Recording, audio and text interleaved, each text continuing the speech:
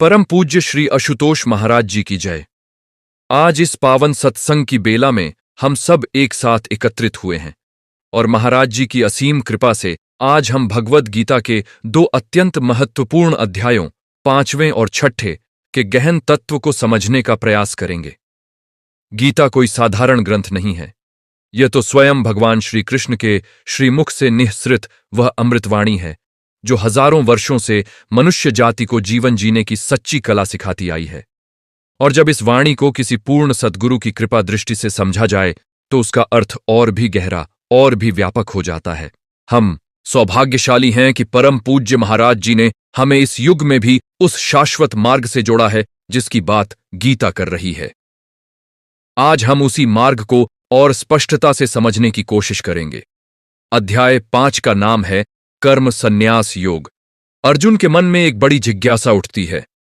हे केशव, आप एक ओर तो कर्म करने को कहते हैं, दूसरी ओर कर्मों के त्याग की बात करते हैं। इन दोनों में से श्रेष्ठ क्या है, मुझे स्पष्ट रूप से बताइए। और भगवान श्री कृष्ण का उत्तर अद्भुत है। वे कहते हैं, संन्यास और कर्मयोग दोनों ही परम कल्याण के मार्ग हैं, किंतु इन दोनों में से कर्मयोग श्रेष्ठ है। अब यहां एक बहुत गहरी बात समझने की है। भगवान संन्यास का खंडन नहीं कर रहे। वे केवल यह बता रहे हैं कि जो व्यक्ति भीतर से शुद्ध है, जिसका मन परमात्मा में लगा है, जिसने भीतरी संन्यास को प्राप्त कर लिया है, वह संसार में रहते हुए कर्म करके भी उतना ही मुक्त है जितना कि वन में बैठकर तपस्या करने वाला। सच्चा संन्यास वस्त्र बदलने में नहीं, अहंकार मिटाने में है।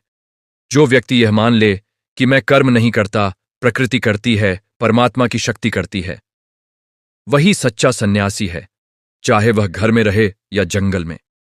कबीरदास जी ने कहा, जो तू चाहे मुक्त को छोड़ दे सबकी आस, मुक्त ही जैसा होए रहे सब कुछ तेरे पास। यह वही भाव है जो गीता का 5वां अध्याय सिखा रहा है। इस अध्याय में भगवान एक और क्रांतिकारी बात कहते हैं। ब्रह्मविद पुरुष समदर्शी होता है। वह विद्या और विनय से संपन्न ब्राह्मण में, गाय में, हाथी में, कुत्ते में और चांडाल में भी एक ही परमात्मा को देखता है। यह समदर्शिता कोई कल्पना नहीं है, यह कोई भावना नहीं है। यह उस साक्षात अनुभव का परिणाम है जो ब्रह्मज्ञान की प्राप्ति के बाद होता है। जब तक हम केवल शरीर और मन से देखते हैं, तब तक भेद दिखता है, कोई ऊंचा, कोई नीचा, कोई अपना, कोई पराया। लेकिन जब भीतर की आंख खुलती है, जब सद्गुरु की कृपा से ब्रह्मज्ञान मिलता है, तब यह सारी सृष्टि एक ही दिव्य चेतना की अभिव्यक्ति दिखने लगती है। परम पूज्य महाराज जी बार बार यही समझाते हैं, जब तक तुमने भीतर के प्रकाश को नहीं देखा, तब तक तुम्हारी साधना अधूरी है। जब वह दिव्य ज्योति प्रकट होती है, तब स्वाभाविक रूप से भेद बुद्धि मिटने लगती है और प्रेम का विस्तार होने लगता है। भगवान आगे कहते हैं, जो योगी सुख को बाहर नहीं खोजता, जो इंद्रियों के विषयों में आनंद की तलाश नहीं करता, वह अपने भीतर ही ब्रह्म में स्थित होकर अनंत सुख का अनुभव करता है। यह बहुत गहरी बात है। संसार के सभी भोग, चाहे धन हो, यश हो, मान हो, परिवार का सुख हो, ये सब क्षणिक हैं, परिवर्तनशील हैं। आज जो है कल नहीं रहेगा, इसीलिए इन पर आश्रित सुख भी स्थायी नहीं हो सकता। लेकिन जो आनंद परमात्मा में है, जो सुख आत्मा की गहराई में है, वह न आने वाला है न जाने वाला। वह तो सदा है, हमेशा था, हमेशा रहेगा। बस हमें उसकी पहचान नहीं है, उससे हमारा परिचय नहीं है। और यह परिचय कैसे होगा? एक पूर्ण सतगुरु के माध्यम से, जो हमें उस आत्म तत्व से जोड़ दे, जो हमारी भीतरी आंखें खोल दे। अब आइए अध्याय 6 पर, जिसे ध्यान योग कहा गया है। यह अध्याय गीता का हृदय है। यहां भगवान स्वयं ध्यान की विधि, उसकी महिमा और उसकी गहराई को विस्तार से समझाते हैं। भगवान कहते हैं, जो न कर्म से भागता है न भोग में डूबा है, जो कर्म करते हुए भी फल की आसक्ति नहीं रखता, वही सच्चा सन्यासी है, वही सच्चा योगी है। और फिर भगवान एक अत्यंत गहन बात कहते हैं जो हम सबको बहुत ध्यान से सुननी चाहिए। उद्धरेदात्मनात्मानम नात्मानम वसादयेत। अर्थात अपने आप से अपना उद्धार करो, अपने आप को नीचे मत गिराओ। आत्मा ही अपना मित्र है और आत्मा ही अपना शत्रु। जो मनुष्य अपने मन और इंद्रियों को वश में कर लेता है, उसके लिए आत्मा मित्र है। लेकिन जो अपने मन का दास बन जाता है, वह अपना ही शत्रु बन जाता है। यह वचन हमें सोचने पर मजबूर करता है। हम दिन रात दूसरों से उद्धार की उम्मीद करते हैं। समाज बदलेगा तो हम ठीक होंगे, परिस्थितियां बदलेंगी तो हम ठीक होंगे। लेकिन भगवान कह रहे हैं कि परिवर्तन की शुरुआत भीतर से होती है। इसी अध्याय में भगवान ध्यान की विधि बताते हैं। वे कहते हैं, शुद्ध और एकांत स्थान में कुश, मृगचर्म और वस्त्र से बना आसन बिछाकर, जो न बहुत ऊंचा हो न बहुत नीचा, उस पर स्थिरता से बैठकर मन को एकाग्र करके, चित्त और इंद्रियों को संयमित करके ध्यान में स्थित होना चाहिए। यहां बहुत लोग सोचते हैं, बस हम आंखें बंद करके बैठ जाएंगे, ध्यान हो जाएगा। लेकिन सच यह है कि केवल आंखें बंद करना ध्यान नहीं है। जब हम आंखें बंद करते हैं तो मन में विचारों का तूफान उठता है। कोई काम याद आता है, कोई चिंता सताती है, कोई पुरानी स्मृति आ जाती है। मन कहीं टिकता ही नहीं। तो फिर ध्यान कैसे होगा? भगवान ने इसका उत्तर भी दिया है। मन को जहां भी भटकते देखो, वहां से वापस खींचकर परमात्मा में लगाओ। लेकिन एक पूर्ण सतगुरु ही यह बताते हैं कि मन को टिकाएं कहां, किस बिंदु पर, किस नाम पर, किस प्रकाश पर। बिना सद्गुरु की दीक्षा के ध्यान की वास्तविक गहराई में जाना संभव नहीं है। परम पूज्य महाराज जी के जो शिष्य हैं, जिन्होंने ब्रह्म ज्ञान की दीक्षा ली है, वे इस बात को अनुभव से जानते हैं। जब से महाराज जी ने उनकी भीतरी आंख खोली है, ध्यान में एक दिव्य अनुभव होता है। भीतर एक ज्योति दिखती है, एक नाद सुनाई देता है, और वह अनुभव गीता के इन्हीं शब्दों को जीवंत कर देता है। गीता केवल पढ़ने की नहीं, जीने की और अनुभव करने की किताब है। और वह अनुभव तभी होता है जब कोई पूर्ण गुरु मार्गदर्शन करे। भगवान इस अध्याय में यह भी कहते हैं, यत्र उपरमते चित्तम निरुद्धम योग सेवया। जब मन ध्यान के अभ्यास से शांत हो जाता है, जब मन स्वयं आत्मा में ही तृप्त हो जाता है, जब वह अपने भीतर ही परमात्मा को देखने लगता है, उस अवस्था में जो सुख का अनुभव होता है, वह इंद्रियों से परे है, बुद्धि से परे है। उसे शब्दों में नहीं समेटा जा सकता। तुलसीदास जी ने कहा, बिनु पद चलय सुनय बिनु काना, कर बिनु करम करय विधि नाना। वह परमात्मा जिसका अनुभव होता है, वह किसी साधारण इंद्रिय अनुभव से नहीं होता। वह तो केवल भीतरी चेतना के जागने से होता है। और यह जागरण, यह ध्यान की वह पराकाष्ठा, यही गीता के 6ठे अध्याय का लक्ष्य है। अब एक बहुत महत्वपूर्ण प्रसंग आता है इसी अध्याय में। अर्जुन पूछते हैं, हे कृष्ण, जो साधक ध्यान में लगा था लेकिन मन को स्थिर नहीं कर पाया, जो श्रद्धावान था लेकिन जिसकी साधना अधूरी रह गई, उसकी क्या गति होती है? क्या वह दोनों ओर से नष्ट नहीं हो जाता? न संसार का सुख मिला, न परमात्मा की प्राप्ति हुई। यह प्रश्न बहुत मार्मिक है और यह हम सबके मन का प्रश्न है। हम में से कितने लोग हैं जो साधना शुरू करते हैं और फिर बीच में ही छोड़ देते हैं? मन डांवांडोल होता है, शंकाएं आती हैं, संसार का आकर्षण खींचता है। भगवान का उत्तर देखिए। वे कहते हैं, हे पार्थ, ऐसा योगी न इस लोक में नष्ट होता है न परलोक में, क्योंकि जो कल्याण के मार्ग पर चल पड़ा है उसका कभी पतन नहीं होता। यह कितनी बड़ी आश्वस्ति है। भगवान कह रहे हैं, यदि तुमने एक बार भी सच्चे मन से परमात्मा की तरफ कदम उठाया है, एक बार भी उस मार्ग पर चलने का संकल्प किया है, तो वह संस्कार तुम्हारे साथ जाएगा। अगले जन्म में भी वह संचित साधना काम आएगी। इसीलिए महाराज जी कहते हैं, देर मत करो। जो अवसर आज मिला है, जो सद्गुरु का सान्निध्य आज उपलब्ध है, इसका लाभ उठाओ, क्योंकि यह पल फिर लौट कर नहीं आता। भगवान 6ठे अध्याय के अंत में योगी की महिमा बताते हुए कहते हैं, तपस्वियों से, ज्ञानियों से और कर्मकांड करने वालों से भी योगी श्रेष्ठ है। और यह योगी कौन है? जो भगवान के साथ जुड़ा हो, जिसका हृदय परमात्मा में डूबा हो। और फिर सबसे अंत में भगवान कहते हैं, योगिनामपि सर्वेषां मद्गतेनांतरात्मना श्रद्धावान भजते यो मां समे युक्ततमो मतः। सभी योगियों में से भी वह परम योगी है जो श्रद्धा के साथ मुझ में लीन होकर मुझे भजता है। यहां भजता है का अर्थ केवल भजन गाना नहीं है। भजन का शाब्दिक अर्थ है भज सेवायाम, अर्थात परमात्मा का सेवन, उससे जुड़ना, उसमें समाना। और यह जुड़ना तभी होता है जब कोई सतगुरु उस परमात्मा का परिचय करा दे। जब तक परिचय नहीं, तब तक प्रेम कैसा? और जब परिचय हो जाता है तो फिर कहना क्या? जैसे दर्पण में अपना मुखड़ा दिख जाए, फिर पहचानने के लिए किसी और की जरूरत नहीं पड़ती। परम पूज्य महाराज जी ने इसी सत्य को अपने जीवन में उतार कर दिखाया है। उन्होंने लाखों लाखों शिष्यों को ब्रह्मज्ञान की दीक्षा देकर उस दिव्य प्रकाश से जोड़ा है जिसकी बात गीता कर रही है। जब कोई शिष्य ध्यान में बैठता है और भीतर वह ज्योति अनुभव करता है तो वह गीता के 6ठे अध्याय को जी रहा होता है, केवल पढ़ नहीं रहा होता। यही अंतर है शास्त्र को समझना और शास्त्र को जीना, और यह जीना तभी संभव है जब एक पूर्ण सद्गुरु की कृपा हो। इसीलिए कबीरदास जी ने कहा, गुरु बिन ज्ञान न उपजे, गुरु बिन मिलय न मोक्ष, गुरु बिन लखै न सत्य को, गुरु बिन मिटे न दोष। यह केवल परंपरा की बात नहीं है, यह आत्मिक सत्य है।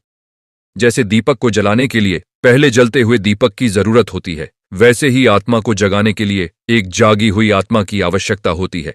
तो आज का यह सत्संग हमें क्या संदेश देता है? गीता का 5वां अध्याय कह रहा है, संसार में रहो, कर्म करो, लेकिन कर्ता का भाव छोड़ो, फल की आसक्ति मत रखो, हर काम में परमात्मा का यंत्र बनकर चलो। और 6ठा अध्याय कह रहा है, ध्यान करो, मन को स्थिर करो, भीतर की ओर मुड़ो।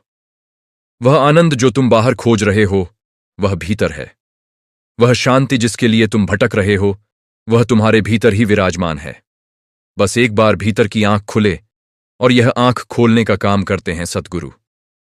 इसीलिए महाराज जी की शरण में आइए, ब्रह्मज्ञान की दीक्षा लीजिए और इस दुर्लभ मानव जीवन को सार्थक कीजिए, क्योंकि यह अवसर बार बार नहीं आता। बड़े भाग मानुष तन पावा, जैसा गोस्वामी तुलसीदास जी ने कहा। यह मानव देह मिलना सौभाग्य की बात है और इसे व्यर्थ गंवाना सबसे बड़ी हानि है। परम पूज्य गुरुदेव श्री आशुतोष महाराज जी की जय। सत्य सनातन धर्म की जय। जय गुरुदेव। जय गुरुदेव। परम पूज्य श्री आशुतोष महाराज जी की जय।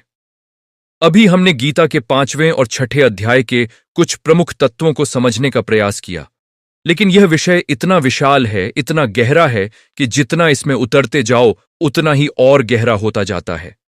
जैसे समुद्र की गहराई को नापने निकलो और जितना नीचे जाओ उतना ही विस्तार बढ़ता जाए, वैसे ही गीता का ज्ञान है। तो आइए इस सत्संग को और आगे बढ़ाते हैं और इन दोनों अध्यायों के कुछ और रत्नों को निकालकर देखते हैं। 5वें अध्याय में भगवान श्री कृष्ण एक बात और कहते हैं जो अत्यंत महत्वपूर्ण है। स्पर्शान कृत्वा बहिर्बाह्यांश चक्षुश्चैवांतरे भ्रुवो, अर्थात बाहरी विषयों को बाहर ही रोककर दृष्टि को भ्रूमध्य में स्थिर करके प्राण और अपान को नासिका में सम करके जो साधक इस प्रकार ध्यान में स्थित होता है वह मुक्ति को प्राप्त करता है। यह श्लोक बहुत महत्वपूर्ण है क्योंकि यहां भगवान स्वयं ध्यान की एक विशेष विधि की ओर संकेत कर रहे हैं। भ्रूमध्य अर्थात दोनों भौहों के बीच का स्थान, यह वही दिव्य केंद्र है जिसे संतों ने तीसरी आंख, दिव्य चक्षु या आज्ञा चक्र कहा है। यहीं वह दिव्य ज्योति प्रकट होती है जिसका अनुभव ब्रह्मज्ञान की दीक्षा के बाद होता है। भगवान बाहरी आंखों से नहीं, भीतरी आंख से देखने की बात कर रहे हैं। और यह भीतरी आंख तब खुलती है जब कोई पूर्ण सद्गुरु अपनी दिव्य शक्ति से शिष्य की चेतना को उस बिंदु तक ले जाते हैं।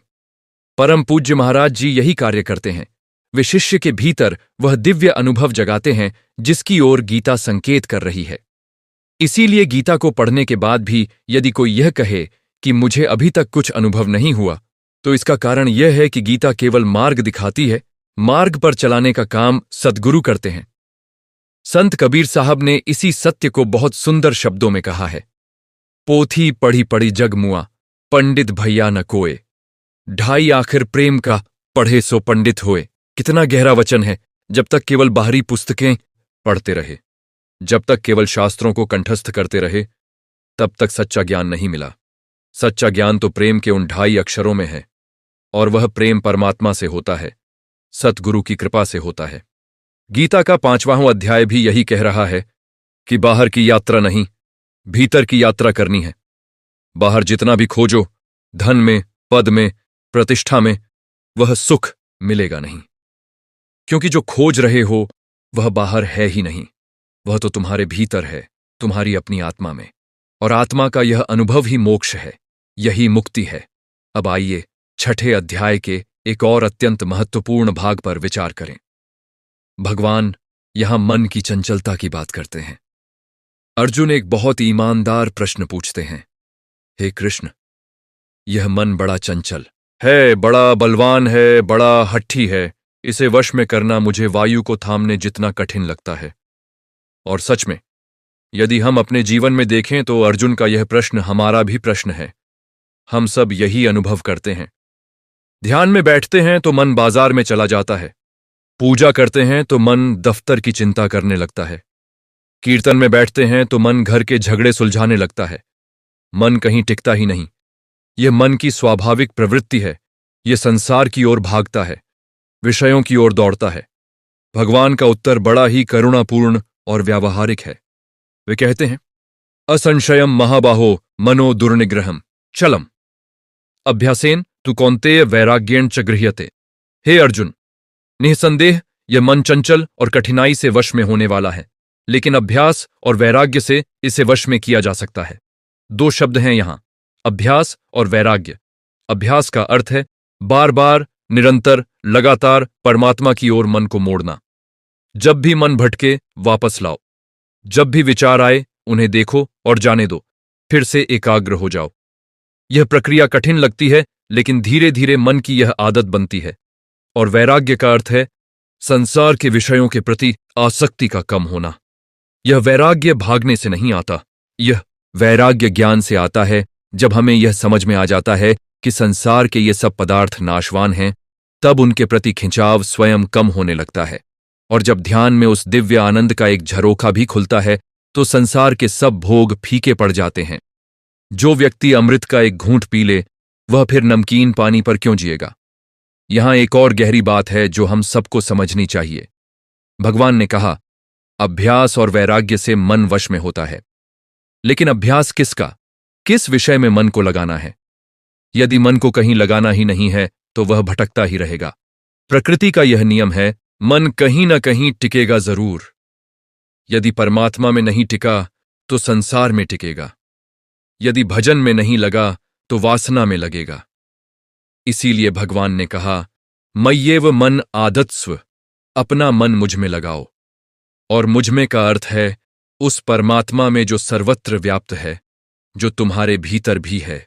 लेकिन उसमें मन लगाने के लिए पहले उसका परिचय तो होना चाहिए। बिना परिचय के प्रेम नहीं होता, बिना दर्शन के आसक्ति नहीं होती।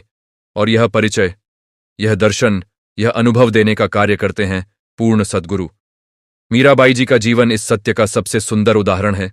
जब उन्हें श्रीकृष्ण से प्रेम हुआ, जब उनके भीतर वह दिव्य अनुभव जागा, तो फिर उनका मन अपने आप संसार से हट गया।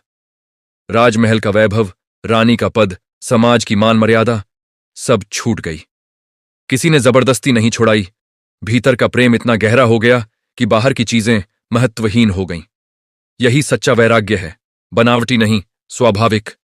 और यह तब आता है जब भीतर का अनुभव इतना गहरा हो जाए कि बाहर की सब चीजें उसके सामने फीकी पड़ जाएं। मीराबाई ने गाया, मेरे तो गिरधर गोपाल, दूसरो न कोई। यह केवल भावना नहीं थी, यह उनका जिया हुआ अनुभव था। इसी 6ठे अध्याय में भगवान एक और बात कहते हैं जो हमारे सामाजिक जीवन के लिए भी अत्यंत प्रासंगिक है। वे कहते हैं, आत्मौपम्येन सर्वत्र समम पश्यति योर्जुन, सुखम व यदि व दुःखम स योगी परमो मतः। जो योगी अपनी ही भांति सब प्राणियों में समान रूप से सुख और दुख देखता है, अर्थात जो दूसरों के दुख को अपना दुख और दूसरों के सुख को अपना सुख मानता है, वह परम योगी है।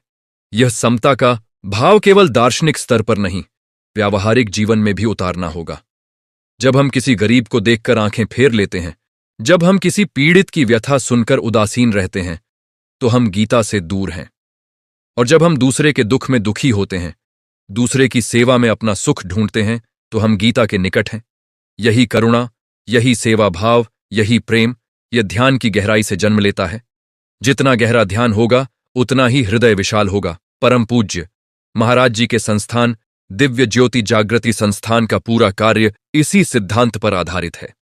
एक ओर वे लाखों लोगों को ब्रह्मज्ञान देकर भीतरी परिवर्तन करते हैं, दूसरी ओर समाज में नशा मुक्ति, स्त्री सशक्तिकरण, शिक्षा और सेवा के माध्यम से बाहरी परिवर्तन का कार्य भी चल रहा है। यह गीता का व्यावहारिक रूप है। केवल ध्यान में बैठना ही पर्याप्त नहीं, उस ध्यान की शक्ति को समाज की सेवा में लगाना भी आवश्यक है। और जब भीतर का परिवर्तन होता है, तो बाहर की सेवा भी निष्काम हो जाती है। उसमें अहंकार नहीं रहता, नाम की चाहत नहीं रहती, बदले की अपेक्षा नहीं रहती। बस एक भाव रहता है, यह सेवा मेरी नहीं, परमात्मा की है। सूरदास जी ने अपने पद में गाया, प्रभु मेरे अवगुण चित्त न धरो। जब भक्त परमात्मा के सामने समर्पण करता है, अपने सब दोष, अपनी सब कमजोरियां उसके चरणों में रख देता है, तो उस क्षण जो निर्भरता का अनुभव होता है वही मोक्ष की झलक है। और यही भाव छठे अध्याय का अंतिम संदेश है। भगवान कहते हैं, परम योगी वह है जो पूर्ण श्रद्धा से मुझे भजता है। श्रद्धा अर्थात पूरा विश्वास, पूरा समर्पण। जब शिष्य का सद्गुरु के प्रति ऐसा समर्पण होता है, जब वह अपना सब कुछ उनके चरणों में सौंप देता है, तब गुरु की कृपा उसके जीवन को रूपांतरित कर देती है। यह कोई अंधविश्वास नहीं है, यह शाश्वत आध्यात्मिक नियम है। जैसे बीज मिट्टी में जाकर मिट जाता है और तब एक विशाल वृक्ष बनता है, वैसे ही शिष्य जब अपने अहंकार को सतगुरु के चरणों में समर्पित करता है, तब उसके भीतर आत्मज्ञान का वृक्ष फलता फूलता है। तो आज के इस सत्संग का सार क्या है? यही कि गीता का 5वां और 6ठा अध्याय हमें 3 मूलभूत सत्य सिखाता है। पहला, कर्म करो लेकिन कर्तापन मत रखो, फल की आसक्ति छोड़ो, हर परिस्थिति में संभव रखो। दूसरा, ध्यान करो, भीतर की ओर चलो, उस शाश्वत आनंद को खोजो जो बाहर नहीं भीतर है। और तीसरा, किसी पूर्ण सतगुरु की शरण लो जो इस मार्ग पर तुम्हारा हाथ थाम कर चले, क्योंकि यह मार्ग अकेले नहीं तय होता। इस आत्मयात्रा में एक जाने पहचाने पथ प्रदर्शक की आवश्यकता होती है, और वह पथ प्रदर्शक हैं परम पूज्य श्री आशुतोष महाराज जी। आइए हम सब संकल्प लें, गीता को केवल पढ़ने की नहीं, जीने की कोशिश करेंगे। महाराज जी की कृपा से मिला हुआ ब्रह्म ज्ञान नियमित ध्यान में लगाएंगे, संसार में रहते हुए भी भीतर की शांति को बनाए रखेंगे और अपने जीवन के हर पल को परमात्मा की अमानत समझकर उसका सदुपयोग करेंगे। क्योंकि जैसा गोस्वामी तुलसीदास जी ने कहा, बड़े भाग्य मानुष तन पावा, सुर दुर्लभ सब ग्रंथन ही गावा। यह मानव देह अत्यंत दुर्लभ है, देवता भी इसे पाने की कामना करते हैं। इसे व्यर्थ न जाने दें, इसे परमात्मा की प्राप्ति में लगाएं। यही गीता का आह्वान है, यही महाराज जी का संदेश है। परम पूज्य गुरुदेव श्री आशुतोष महाराज जी की जय। दिव्य ज्योति जागृति संस्थान की जय। सत्य सनातन धर्म की जय। जय गुरुदेव।